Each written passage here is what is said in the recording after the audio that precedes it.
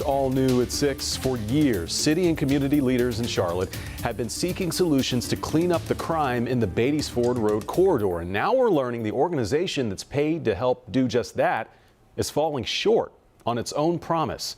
Mecklenburg County and the city of Charlotte hired youth advocate programs last year to oversee their long-awaited Alternatives to Violence program, splitting the nearly $400,000 initial cost. But the entire team left abruptly in November and had to be replaced. Nate Morbido's Where's the Money investigation found 6 months into the program, YAP, as it's called, has failed to meet one of its contractual agreements.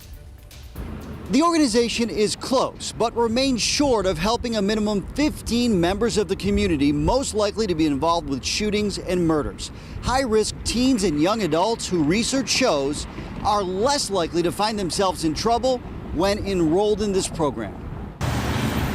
To really change a community, you need to be part of it. It's about us meeting the people where they are. Leandra Garrett knows where they are because she's been there. I had a negative impact on this community.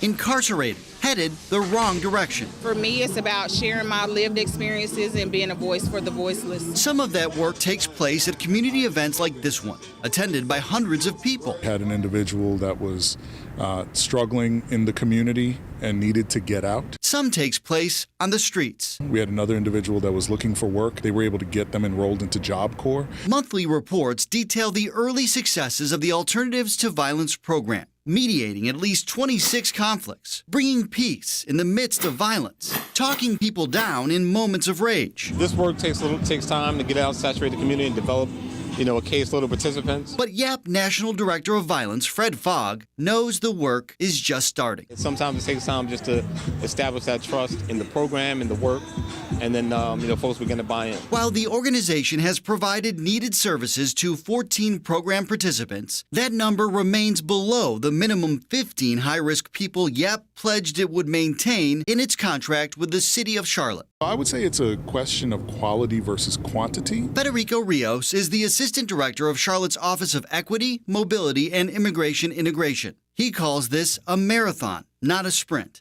and says YAP is on the right track. They're taking on the highest risk cases, and so I don't want to just plug and play an individual for the sake of reaching a number. I really am glad that they're working with those individuals that are most at risk and most in need of the services that they provide. The program experienced a premature setback in late 2021. The original staff left suddenly without explanation. The result? A 1-month gap in the organization's violence reduction activity. In spite of that, Rio says YAP quickly problem-solved. He cites police data that show 2021 ended with fewer homicides in this city council district. But the latest numbers show homicides are trending up here through the first 2 months of 2022. So we're really excited about the work they provided to date. Zero concerns? At this point, zero concerns. He feels good about the new employees hired, so-called violence interrupters who are part of this community, several of whom went to high school here. People known and respected. I just wanted to change the direction of my life. Like Leandra Garrett, committed to helping as many others as possible. YAP's initial 1-year contract ends in the spring, but includes up to 3 yearly renewals. The first, expected to cost another $400,000 or so, is coming up in May. Nate Morbido, WCNC Charlotte.